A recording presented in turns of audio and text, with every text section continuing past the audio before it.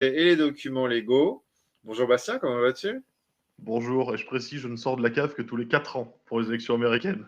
C'est ça, c'est notre fourmi travailleuse que nous sortons et qui a bien travaillé ce coup-ci, donc on tient à le saluer. Pour ceux qui sont actifs sur le Discord, vous savez à quel point il nous bombarde d'informations. Merci à lui. Alors, première partie d'émission, vous verrez qu'il y en a plusieurs, mais elles sont découpées, donc je ne devrais pas dire ça. On va essayer d'abord poser un contexte. Monsieur Trump a été élu. En homme de gauche, je ne sais plus où j'habite, je suis terrifié, je ne sais pas où je suis, je ne sais plus comment je m'appelle. Je ne comprends pas, mais j'ai envie de poser une question assez simple, c'est comment en est-on arrivé là? Et on va essayer avant de rentrer dans la campagne elle-même, puis d'aller vers le vote, comprendre qu'est-ce qui a mené à tout ça. Mais pour ça, Bastien, tu as épluché des dossiers, on te donne quelques euros et on te jette des bananes, donc j'espère que tu as travaillé correctement. On va peut-être commencer par vraiment ce qui peut-être nous intéresse, c'est les antécédents, parce que cette histoire, en fin de compte, Autriche électorale a été vraiment au cœur de la campagne, parce que j'ai même entendu des gens très sérieux te dire, mais on ne sait pas si cette élection va se passer correctement.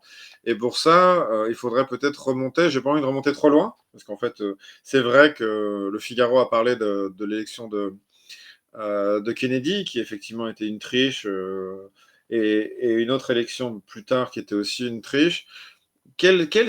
On va commencer par cet antécédent-là. Qu'est-ce qui s'est passé effectivement sur les contestations électorales aux États-Unis lors de la défaite de Trump et de la victoire de Biden, mon bon Bastien? Donc, tout d'abord, merci de m'accueillir pour l'émission. On va, pour résumer très simplement, le système électoral américain n'a rien à voir avec le système électoral européen. C'est beaucoup plus décentralisé et beaucoup plus, si je puis me permettre, bordélique. C'est-à-dire que là, actuellement, par rapport à la victoire de Biden en 2020 et par rapport à son élection, on a eu un ensemble de procédures qui ont été mises en place. Certaines n'ont pas abouti, d'autres sont toujours en cours, mais n'ont pas abouti même après l'élection de Trump. Donc, pour vous donner un petit panorama, on a eu des recours qui ont eu lieu au Texas avec une commission Avant d'enquête. d'aller sur les recours, tu peux nous expliquer en général le fonctionnement, peut-être de façon un peu basique. D'accord. L'avantage Ça- d'avoir un jury, c'est d'expliquer les bases. Oui, c'est pas faux. C'est sûr qu'il ne faudrait pas que l'empressement nous fasse rater les étapes. Donc, pour être très simple, aux États-Unis, pour les élections présidentielles, c'est relativement simple. Vous avez un système de grands électeurs, vous en avez 538, et pour avoir la majorité, il faut que vous en ayez 270. Pour faire très simple, vous êtes dans votre État et vous allez voter pour soit les républicains, soit pour les démocrates dans la majorité des cas. Je ne rentre pas plus dans les détails pour rester simple. Une fois que vous avez vos grands électeurs par État qui sont déterminés, vous faites le total sur l'ensemble des États et vous additionnez. À préciser que le nombre de grands électeurs par État est déterminé par la population des 10 États. Exemple typique, l'Ohio a très peu d'États, alors que la Très peu Californie de et le personnes, très Texas, peu de citoyens. voilà, très peu de citoyens, et en précisant que la Californie et le Texas sont des États qui comptent respectivement 40 et 55 grands électeurs. Donc, vu que vous êtes sur un système de grands électeurs qui vous oblige à avoir une majorité de grands électeurs, vous ne faites pas campagne comme en Europe, c'est-à-dire en faisant campagne sur tout le pays. Vous faites campagne dans les États clés qui s'appellent des swing states. Parce que naturellement, vous allez avoir des États qui iront naturellement vers vous, démocrates, ou vers vous, républicains. Ces États qu'on appelle des swing states sont au nombre de 7. D'accord. Je ne vais pas vous complexifier la tâche, mais c'est la première étape. Deuxième étape, vous avez l'élection des sénateurs. Alors, les sénateurs, c'est dans un système fédéral, la Chambre haute, vous avez 2 sénateurs par État. Donc, 50 États, 2 États par sénateur, vous avez des bases en mathématiques, ça vous fait 100 sénateurs. Ensuite, vous avez un autre aspect qui sont les représentants. La Chambre des représentants aux États-Unis, c'est la chambre basse où les députés, pour vous le dire simplement, sont élus au scrutin uninominal majoritaire à un tour, hormis pour la Louisiane qui a un système à la française à 2 tours. Je ne rentre pas dans les détails pour certains procédés, pour les grands électeurs un peu spécifiques dus à certains États, mais voilà l'idée générale. Vous allez avoir ensuite un problème qui va se poser en premier, c'est-à-dire le système des ballots. Alors, qu'est-ce qu'un ballot? C'est le document sur lequel vous allez voter. Parce qu'aux États-Unis, vous ne votez pas pour une seule personne à la fois. C'est-à-dire que vous n'avez pas une urne pour le président, une urne pour le sénateur et une urne pour votre député. Vous avez un bulletin que vous allez cocher pour, je vous fais la version simple, le président, c'est-à-dire votre grand électeur, le député, le sénateur, votre juge de comté, votre shérif, votre responsable des eaux, votre responsable du rail et possiblement des référendums. Donc, vous allez vous dire, oui, mais c'est pas les mêmes c'est pas les mêmes en fonction des mêmes circonscriptions. Vous allez me dire, bon, il y a quoi? Il y a 400 et quelques circonscriptions. Non, aux États-Unis, il y a 10 000 ballots différents. Donc déjà, statistiquement parlant, c'est l'enfer à gérer. Surtout que, ajouter à ça un autre phénomène, c'est que ce n'est pas du tout harmonisé. C'est-à-dire que littéralement, vous avez des comtés, des États pour certains, et parfois même des comtés, voire même dans des cas assez spécifiques, des villes autonomes, qui n'ont pas le même mode de comptage électoral, le même mode de vérification et les mêmes systèmes pour pouvoir voter. Procuration, vote électronique, vote par correspondance, tout peut changer d'un État à l'autre. D'accord? Voilà la base de la base. Je ne vais pas rentrer dans les détails des différents systèmes pour frauder parce que ça nous emmènerait trop loin, mais dites-vous que c'est une gigantesque jungle et que l'avantage étant, c'est qu'avec Trump et ses contestations qui ont été plus que virulentes, là, beaucoup d'États ont mis en place des systèmes pour mieux contrôler ça.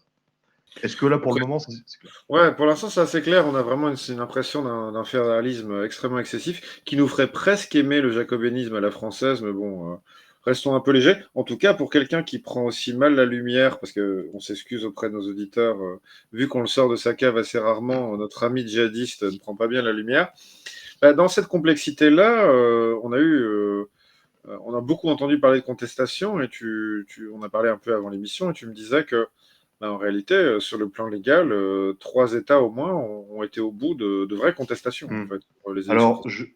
je ne vais pas rentrer dans les détails et on vous fournira un document avec des liens, des extraits vidéo pour que vous puissiez vous informer sur le site de l'association.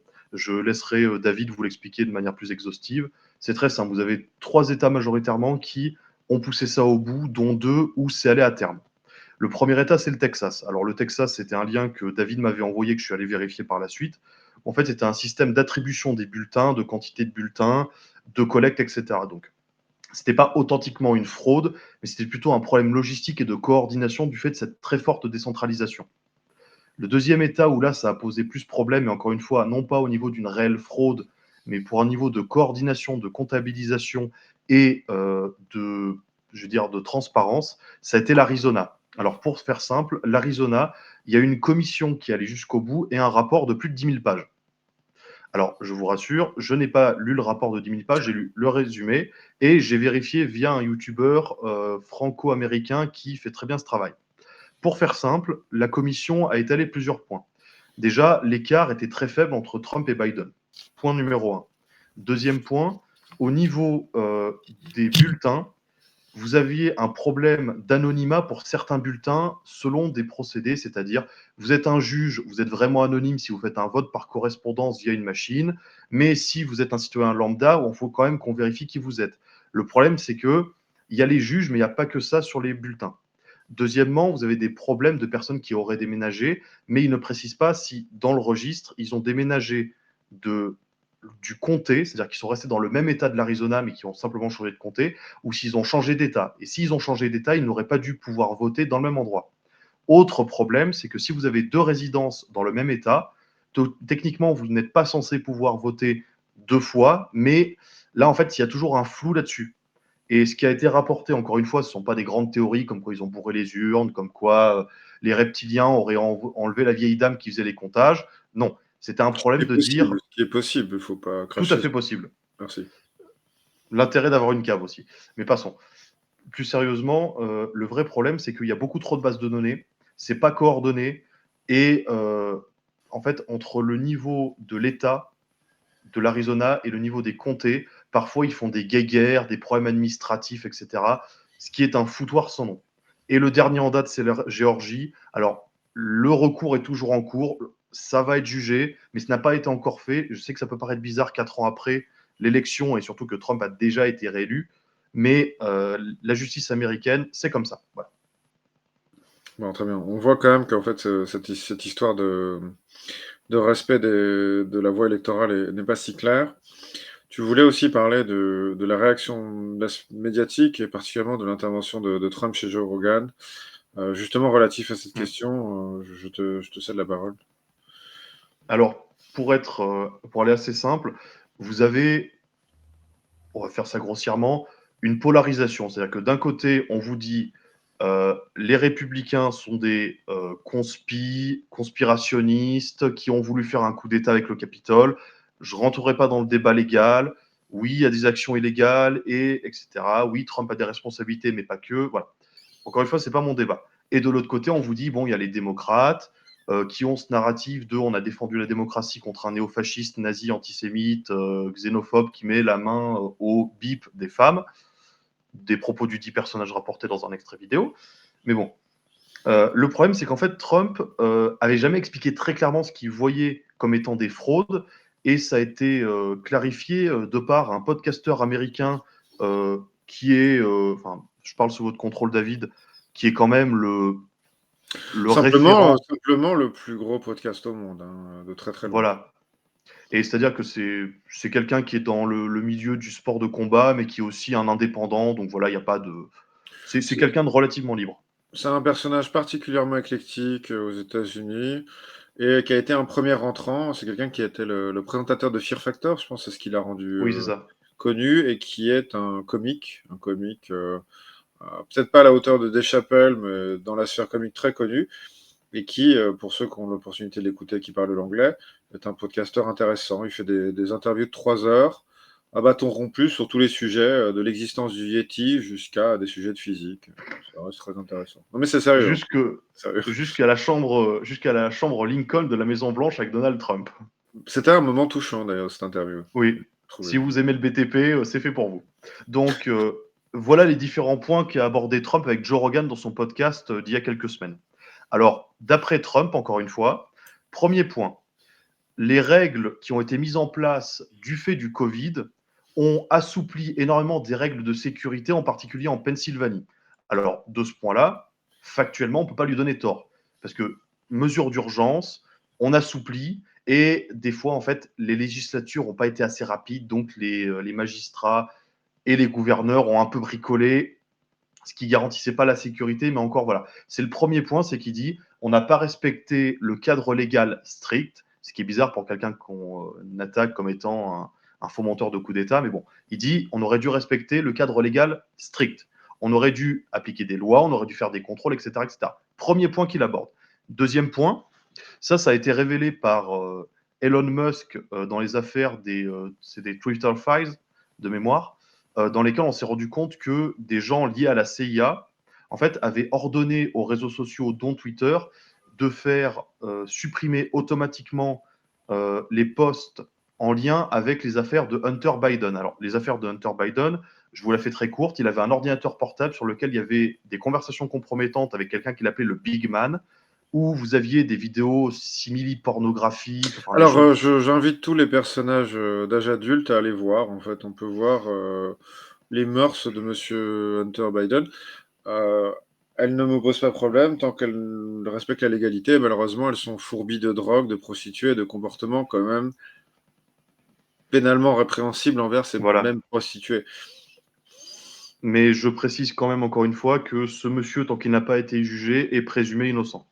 Encore une Non, fois, non, non, non, mais attendez, moi je sais qu'il va perdre en tout cas. c'est votre droit. Mais bon, vous avez ces affaires-là, et ça a été médiatisé sur Twitter, sur Facebook, etc. Preuve à l'appui, Musk, avec des journalistes qui ont été euh, distingués par le prix Pulitzer, il me semble, ont publié ça. D'accord. Le problème étant, c'est que ça a été révélé par la suite que, par exemple, ces postes ont été supprimés à dessein pour éviter que ça ait lieu. Et en plus, je crois que c'était le New York Post, qui avait été le compte Twitter du New York Post, qui est dans des plus vieux journaux américains. Son compte Twitter a été suspendu parce qu'il en avait parlé dans le cadre de ses articles. Oui, Et ajoutons peut-être parce que Musk étant quand même impliqué, hmm, du côté des républicains, soulignons que Zuckerberg, qui est quand même affiché officiellement du côté démocrate, lui-même a admis récemment qu'il avait subi des pressions pour satisfaire les besoins démocrates. Donc ça, c'est tout ce que tu exprimes hmm. là est de notoriété publique, oui, Et je effectivement. précise qu'une bonne partie a été révélée en commission parlementaire dans le cadre de Zuckerberg. Il n'y a pas de, Voilà. Donc là, il est sous serment et le serment aux États-Unis, c'est 30 ans de tôle. Si jamais vous.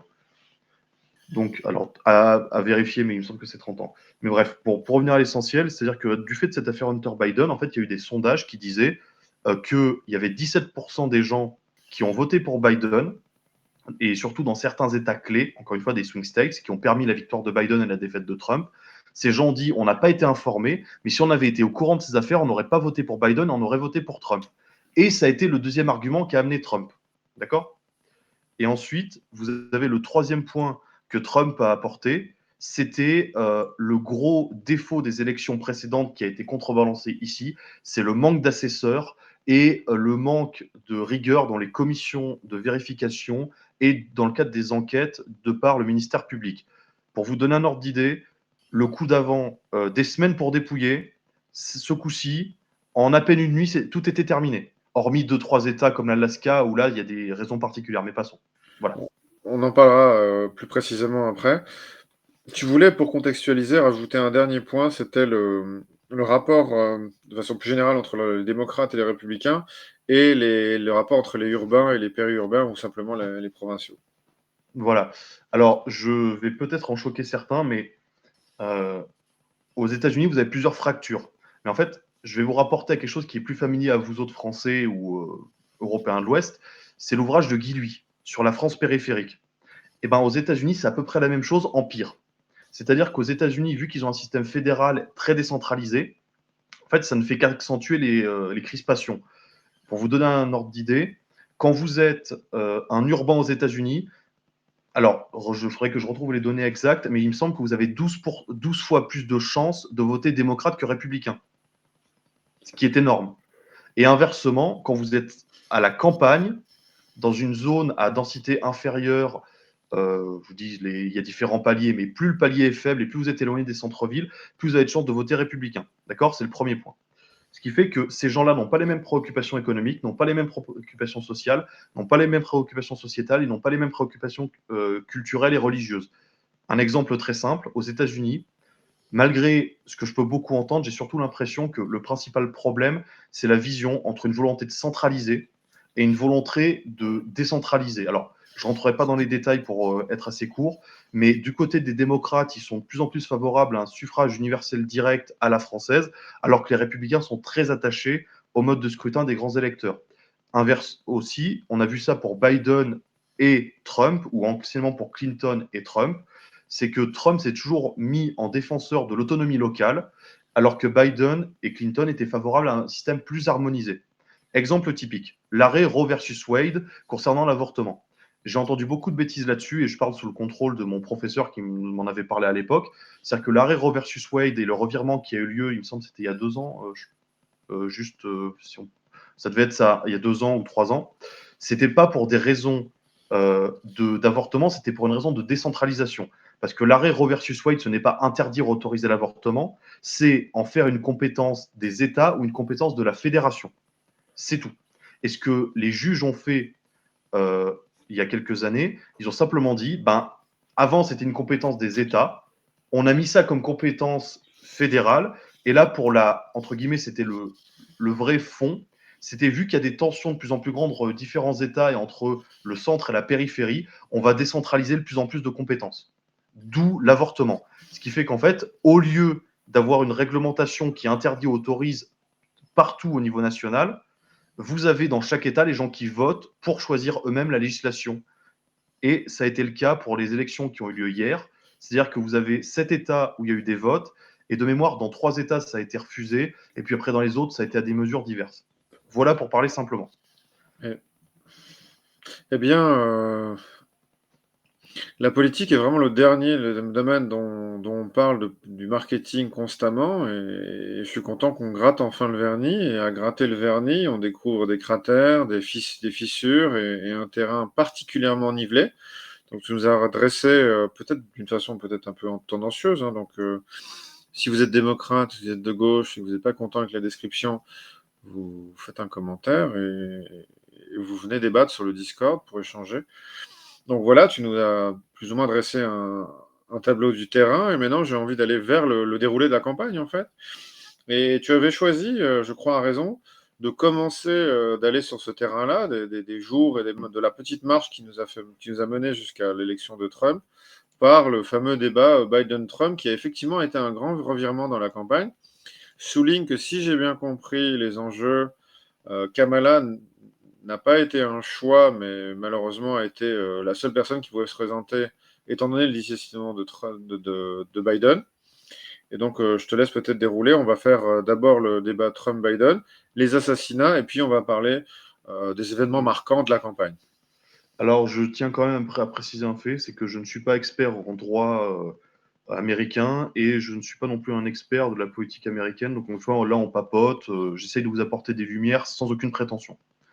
Alors, par rapport au débat Trump-Biden, alors, pour ceux qui ne s'en souviennent pas, vous avez d'abord eu les débats de 2020 qu'on laisse de côté pour des raisons évidentes, mais en 2024, vous avez eu un débat entre Biden et Trump qui en fait a été plus qu'étrange parce que vous aviez Biden qui perdait ses mots, qui regardait dans le vide, qui n'arrivait pas à faire un raisonnement en trois étapes. Et on se souvient tous de cette phrase de Trump qui était d'une rare violence dans laquelle il a dit je n'ai pas compris ce qu'il a dit, mais je ne pense qu'il n'a pas lui-même compris ce qu'il a voulu dire. Et vous avez eu ce passage-là qui en fait a fait littéralement le tour de la planète. Pour vous dire, à l'époque, on avait regardé ça, on a même trouvé des Chinois ou encore des Arabes qui en parlaient. Alors on s'est dit, bon, d'accord, ça commence vraiment à sentir.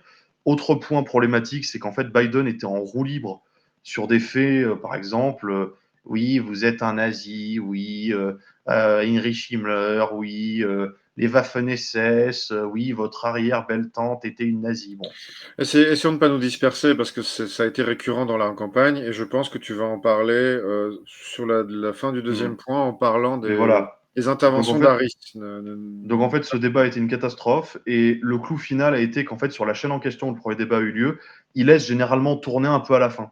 C'est-à-dire qu'en fait, il laisse 4-5 minutes après la fin du débat.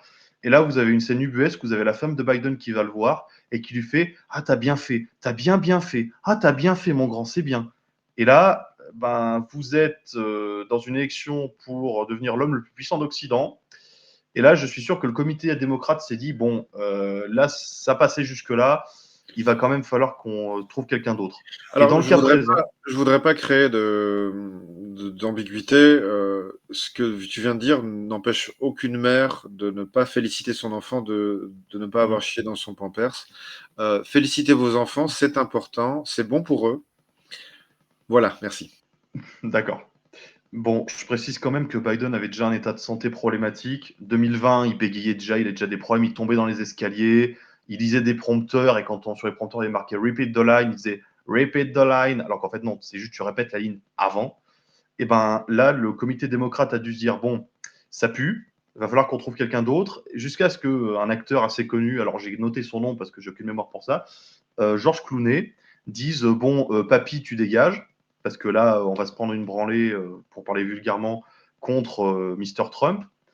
Et à ce moment-là, Trump a eu un tweet assez marrant où il a dit à Georges Clooney, je cite, ouvrez les guillemets, ferme-la, laisse-moi défoncer papy. Bon, d'accord. À ce moment-là, le Parti démocrate n'avait pas 36 solutions, c'est-à-dire qu'ils n'avaient pas fait de primaire, ils n'avaient pas de candidat bis, et ils se sont dit, bon, on a quoi en plan B Kamala. Donc, Kamala, c'est bien. Elle remplit certains critères pour une élection sympathique.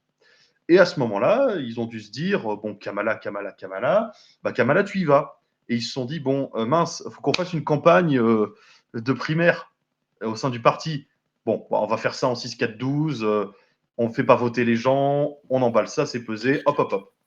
Comme l'heure tourne, on va inverser les deux points. Tu vas pouvoir aller sur le fond de la campagne. On parlera des assassinats juste après et on va essayer d'être un peu plus synthétique. L'heure tourne. Voilà. Je vais moi-même un peu avancer, c'est-à-dire qu'effectivement la campagne est virulente.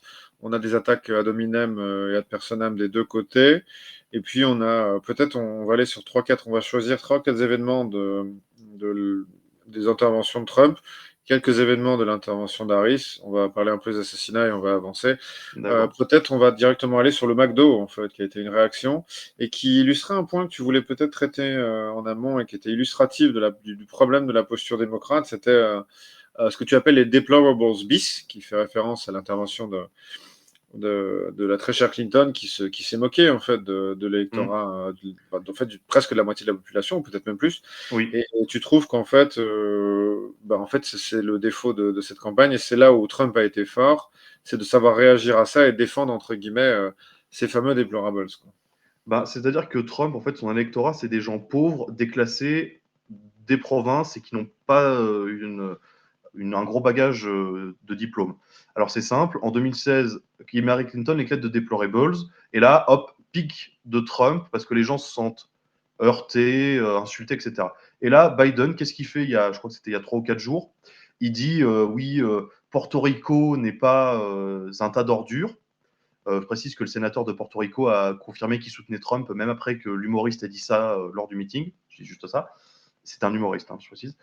Et ben là, il y a Biden qui dit non, les seules ordures, c'est les électeurs de Trump. Alors là, Trump, là-dessus, il a vraiment un génie communicationnel, et même, je dirais plus, c'est un troll de guerre. C'est-à-dire que c'est quelqu'un, vous allez le traiter de quelque chose, il va arriver à le retourner. Ce qu'il fait, c'est qu'il a pris un gilet jaune, il a pris un camion poubelle, il a dit bon, Philippe, tu me calques sur le côté Trump 2024, etc. Il monte dans le camion, il fait. Et là, il se dit je suis le roi du monde des garbage. Il va en meeting comme ça. C'est retweeté, je crois, il y avait plus de 75 millions de vues quand j'avais regardé. Ça a été retweeté un nombre de fois en quelqu'un, tout le monde en a parlé. Coup de com, génial. Autre point, le McDonald's. Alors, le McDonald's, c'est encore plus simple. Kamala Harris avait dit j'avais bossé chez McDo. Et elle avait fait un faux montage se montrant comme étant une employée de McDonald's. Et Trump se dit moi, j'ai dit que tu as bossé chez McDo, moi, je vais aller bosser chez McDo.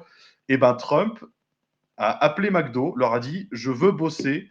Je crois que c'était une demi-journée dans votre magasin. Bon, ça a été sécurisé, tout ce que vous voulez. Il y va. Le patron de magasin dit bon, je l'ai vu débarquer, j'ai halluciné. Il lui a fait servir les frites, les gens, etc. C'est super bien passé. Et dans la journée, McDonald's a fait un communiqué officiel en disant Kamala Harris n'a jamais été sur les registres de nos employés. Ce type est littéralement un troll de guerre. C'est-à-dire qu'il a réussi à tout retourner contre ses adversaires. Et il y a 2 autres points que je souhaite aborder. Le cas d'un grand homme pour lequel nous allons accorder une minute de silence, l'homme qui a sauvé la démocratie, Peanuts, l'écureuil. Donc nous allons faire une minute de silence proportionnelle à un écureuil, c'est-à-dire 3 secondes, messieurs, la main sur le cœur. C'est bon, c'est terminé. Donc, Peanuts l'écureuil, c'était une star d'Internet, bon, sur Twitter, sur tout ce que vous voulez. Et en fait, l'État de New York, qui est démocrate, en fait, est venu avec les flics pour le saisir, l'euthanasier. Son propriétaire a hurlé sur tous les médias et c'est devenu une espèce de coqueluche républicaine avec des montages à l'IA sur Internet. Enfin, ça a fait un buzz monumental et Trump s'en est servi en disant je vais venger Peanut. Ce qui était absolument insensé pour un Européen de l'Ouest, mais chez lui, ça a marché. Voilà. Et il faut admettre tu travailles bien pour le bout de viande qu'on t'a proposé, et notre documentaliste juriste est un bon produit. Donc j'espère que vous profitez de ces Alors, interventions qui sont d'excellente qualité. Mais j'aimerais justement saluer effectivement que tu mets bien en avant le côté plutôt efficace de la politique de Trump. Et parallèlement, certes dans un ping-pong, dans une réponse à Harris, peux-tu nous parler un peu des interventions d'Harris qui, quel que soit mon amour pour la gauche qui est incommensurable, n'ont pas été très bonnes. sachez, messieurs, dames, que cet homme a déjà voulu collectiviser ma cave dans laquelle je réside. Mais bon, passons. Alors, entre Trump qui fait ses coups de com', qui invite des catcheurs, qui est soutenu par Mike Tyson, toutes ces choses-là, vous avez Kamala Harris qui a décidé de faire une campagne old school, c'est-à-dire je vais sur les plateaux, etc. Alors, elle a fait des interviews un peu maison, par exemple, l'interview de CNN, ça je vais laisser David en parler parce que lui-même a mieux maîtrisé les subtilités de langage et de présentation, donc je vais le laisser en parler là-dessus pour vous illustrer un peu le point. Non, mais je crains que cette intervention-là, comme les autres, ont été incroyables. C'est-à-dire que c'est une personne qui ne sait pas répondre à une question simple, qui est malaisante en fait dans son expression. Et quand on lui demande quels sont vos défauts, madame, elle fait moi, mes défauts, j'en ai beaucoup. Pour quelqu'un qui a éduqué des enfants, je peux vous dire que j'ai fait beaucoup d'erreurs. On apprend qu'elle n'a pas d'enfants, malheureusement. C'est quand même dommage. C'est un détail, évidemment. Et finalement, elle ne répond pas. Elle dit mais moi, j'ai tellement de défauts que je suis Dieu. Et donc voilà, c'était très intéressant, mais ce qu'on appelle quand même un échec absolu. Et Alors, toutes ces interventions étaient du même calibre, malheureusement. Soit dit en passant, je vais maintenant parler du passage de Fox News. Alors, le journaliste qu'il avait interviewé, je crois que de mémoire, s'appelait Bears, qui avait interviewé Obama il y a quelques années, et où Obama l'avait complètement roulé, parce qu'en fait, Obama faisait des phrases très très longues, et il disait, ben moi, à la fin, j'oubliais la question que j'avais posée. Et là, avec Harris, ce qu'il a fait, c'est qu'il a vraiment découpé. C'est-à-dire qu'au début, c'était très agaçant, mais on a vite compris le sujet. Il lui a posé la question, Madame Harris, combien d'immigrants sont entrés sur le territoire américain cette année?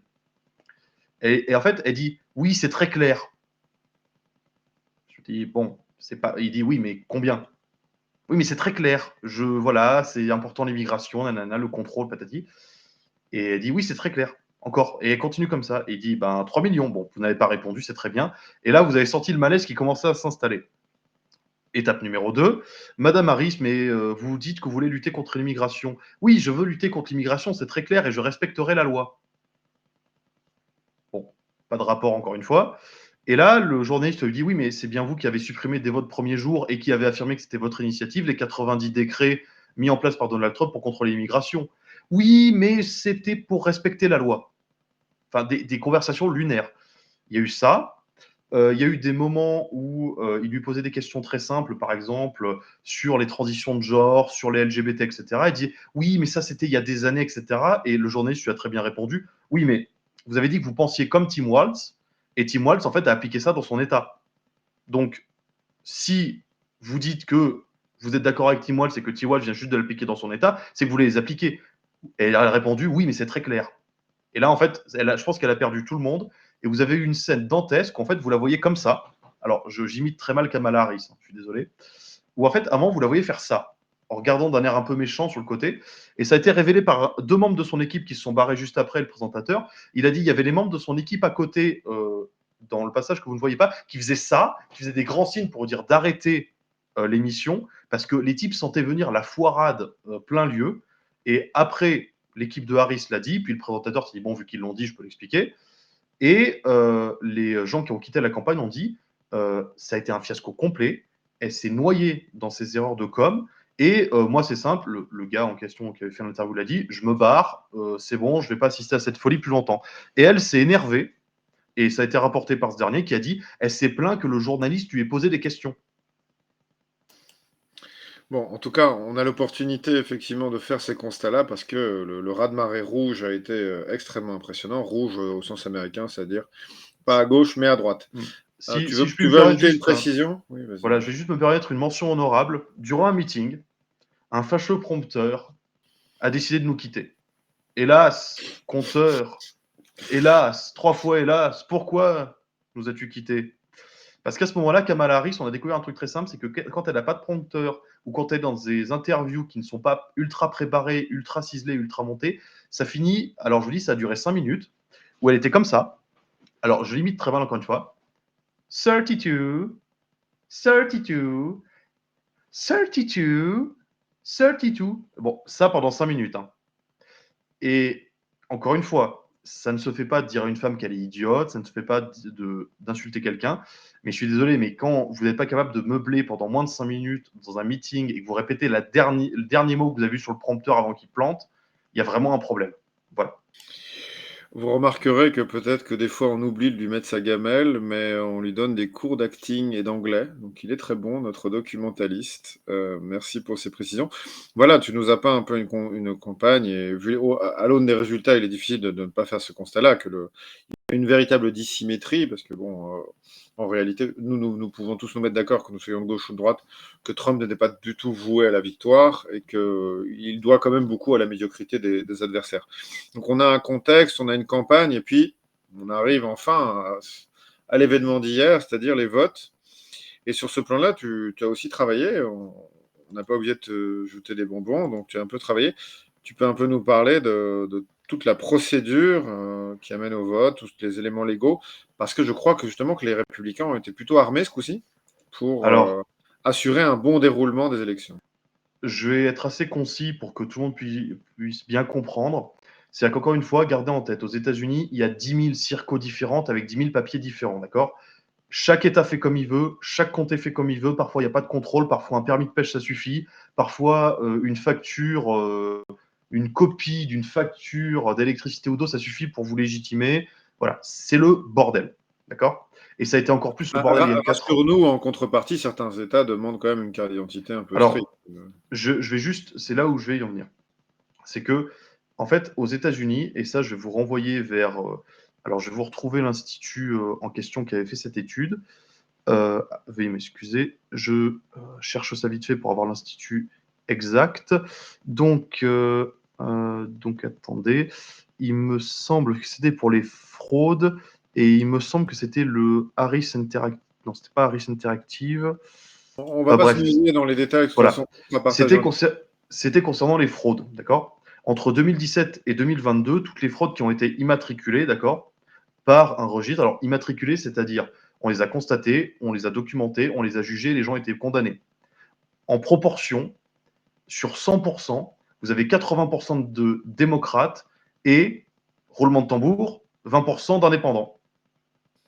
C'est-à-dire qu'encore une fois, là, ça a été jugé, apporté, etc. Mais il y a un tas d'autres choses qui n'ont pas encore été jugées ou qui ne Est-ce que tu seront peux pas jugées. donner un peu des exemples de ce qui s'est passé sur le terrain? Parce que au-delà de la campagne et des gens qui vont voter, et donc de cet aspect un peu visible des élections, tu nous expliques qu'en coulisses se passe une véritable guerre pour assurer la qualité des votes. Voilà. Je vais vous donner un exemple assez simple qui est le cas de la Géorgie. Alors, la Géorgie, pour tous ceux qui ne voient pas ce que c'est un État américain qui est un swing state et qui lui-même a une importance capitale pour une seule raison, c'est qu'un coup il va virer démocrate, un coup il va virer républicain, mais le plus important c'est qu'il compte pour 16 grands électeurs. Ok? Et je vais vous citer juste les différents éléments que j'ai pu trouver à ce sujet-là, et encore une fois qu'on pourra vous communiquer. Voilà. Donc, premièrement, euh, la Géorgie, d'accord, Fox 5 Atlanta, d'accord, la Géorgie a retiré près de 190 000 électeurs des listes, d'accord. C'est-à-dire que on a constaté là, cette année, que sur les listes, vous aviez 190 électeurs qui étaient soit morts, soit qui avaient déménagé, soit. Bon, bref. Il faut ajouter à ça autre chose, c'est que vous avez également, à ces 190 qui ont été retirés, vous avez Tu 305. parles en milliers, on est d'accord, hein, Oui, 190 vous 000. avez 190 000.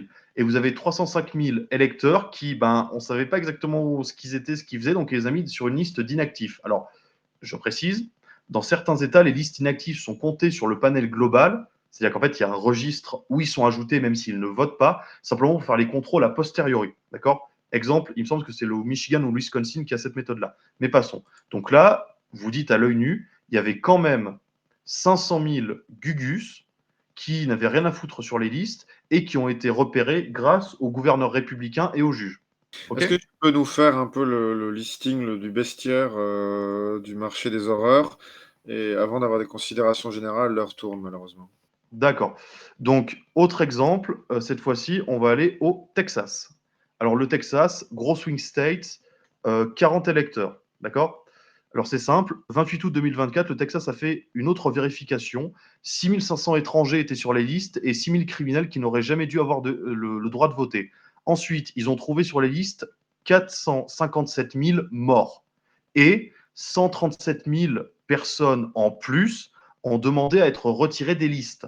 C'est-à-dire qu'au total, vous aviez plus de 500 000 personnes dans l'un des États les plus importants des États-Unis qui n'avaient rien à foutre sur les registres. Ensuite, autre point, vous avez dans l'Alabama, vous aviez 3000 non-citoyens sur les registres. D'accord? Autre exemple, ou dans l'Oklahoma, alors je vais vous citer, c'était exactement The Removal of More Than 453 000 inactives. Voilà. C'est-à-dire qu'en fait, dans l'Oklahoma, ils ont trouvé 453 000 personnes inscrites sur lesquelles il y avait de fortes suspicions, pour ne pas dire des problèmes. Ensuite, autre exemple, vous avez eu le cas euh, du comté de Pennsylvanie, le comté de Lancaster, d'accord, qui est un comté très important, dans lequel on avait trouvé 2500 votes illégaux, d'accord, pour cette élection-là. Autre exemple, On va pas, euh, on on a Voilà. compris un peu l'idée et ce qui est intéressant justement et c'est pour ça qu'on te remercie tellement pour ton travail et qu'il est important en fait d'aller vers les faits au lieu de déclarer, parler simplement de fraude, c'est déjà complotiste. Bon, en réalité, on Mmh. remarque que c'est du concret, c'est juridique, c'est passé devant des Des juges tribunaux. et c'est tout à fait sérieux, quoi et c'est Et tout à donc, fait normal vu la complexité que tu nous as exposée au début et l'inefficacité partielle du système électoral américain. en Sur termes ce de réponse, plan-là, oui, c'est ça. Justement, j'aimerais venir à ça. C'est intéressant, c'est que Trump estime, ou en tout cas a exprimé qu'il estimait avoir été lésé sur la précédente élection, et il a fait apparemment un travail de terrain assez important. Il a préparé des équipes pour s'assurer la validité. D'ailleurs, je voilà. n'entends actuellement aucune réaction du Parti démocrate pour se plaindre du résultat électoral, Mmh.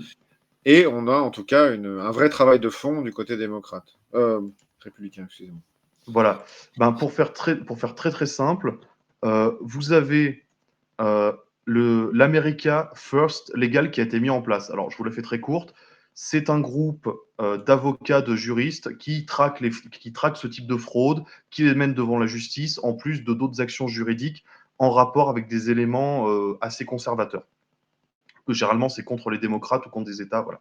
Ensuite, les républicains ont mis en place un système assez simple avec Elon Musk. Je rentrerai pas dans les détails, mais pour faire simple, les républicains ont 5000 avocats qui étaient reliés à un système de communication qui était basé sur 100 000, euh, 100 000 assesseurs, vérificateurs républicains. À la base, ils en cherchaient 100 000, ils en ont eu 200 000. Hein. Alors, c'était ces gens-là pour compter, vérifier la procédure. Et avec tout ce système-là, ben, on va dire que tous les bureaux étaient surveillés et c'était contrôlé. Alors, encore une fois, je ne vais pas rentrer dans les détails, mais pour faire très court, ce système-là a permis énormément de contrôle de vérification. Et là, les républicains ont dit, bon, c'est incontestable. On a vérifié tous les bulletins, même si vous trouverez toujours des tweets ou des messages qui peuvent dire, oui, ça a été fraudé, oui, un reptilien a mis sa main dans l'enveloppe. Voilà, pour faire très simple. Et en réponse à ça, vous avez eu d'autres cas où c'était certains États démocrates, gouverneur de Californie qui a dit je n'accepterai jamais qu'on me mette une carte d'identité, gouverneur de l'Arizona qui a refusé après plusieurs décisions de justice de donner les listes pour vérifier les identités d'électeurs dans un comté clé, le comté de Phoenix. 218 000 personnes, il me semble, et sur l'ensemble de l'Arizona, 1,2 million. Encore une fois, devant les tribunaux, on attend la décision définitive, et c'est ce qui était rapporté. Dernier point, vous avez en Géorgie le gouvernement qui a demandé à pouvoir recompter après pour être sûr d'avoir tous les bulletins. C'est un juge démocrate qui s'y opposait. Et systématiquement, à chaque fois, on constate que c'est les juges démocrates qui s'y opposent. Et je ne mettrai pas en doute leur intégrité d'un point de vue de juriste. Mais je pense qu'il y a une telle méfiance entre les deux camps que ça en devient maladif pour tout le monde. Voilà. Eh bien voilà, nous avons un contexte qui est posé, c'était extrêmement intéressant et bien construit. Merci Bastien. Je vais céder la place et on va avancer sur d'autres sujets. Ça va être un peu artificiel, on va un peu simuler la rupture. Merci pour ces détails. Je pense qu'il est important d'avoir un discours étayé et construit. Je te remercie Bastien. Je remercie les auditeurs de la zone libre et je cède ma place. Une excellente soirée à tous et encore merci Bastien. Merci David.